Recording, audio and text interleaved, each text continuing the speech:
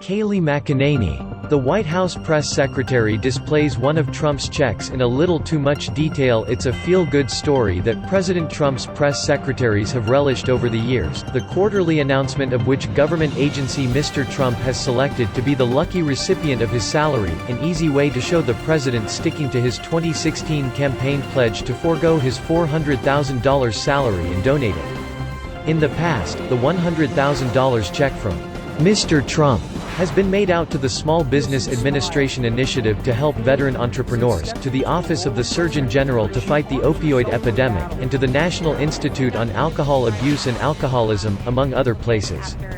But on Friday, Kayleigh McEnany, the White House press secretary, did not just reveal that the president was sending his salary to the Department of Health and Human Services to help support the efforts being undertaken to confront, contain and combat the coronavirus.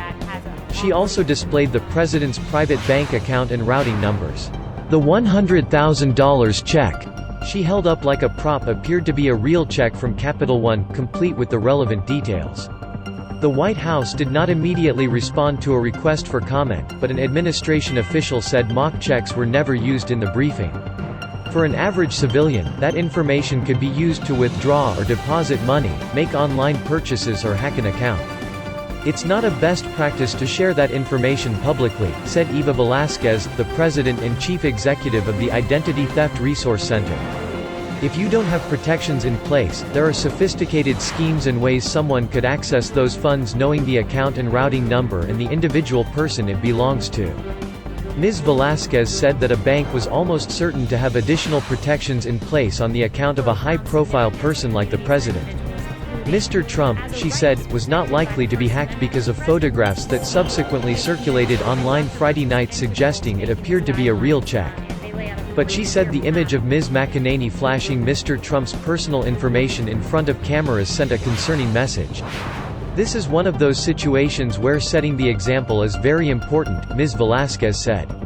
It's very important for your average person to understand this is not a best practice.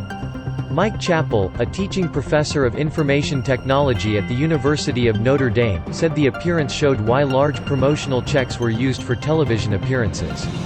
They're not only a nice prop on stage, but they also omit the sensitive account information that normally appears at the bottom of the check, he said. The rest of us should play it safe and keep our account numbers to ourselves. The post-Trump's press secretary displays one of his checks in a little too much detail. Appeared first on New York Times.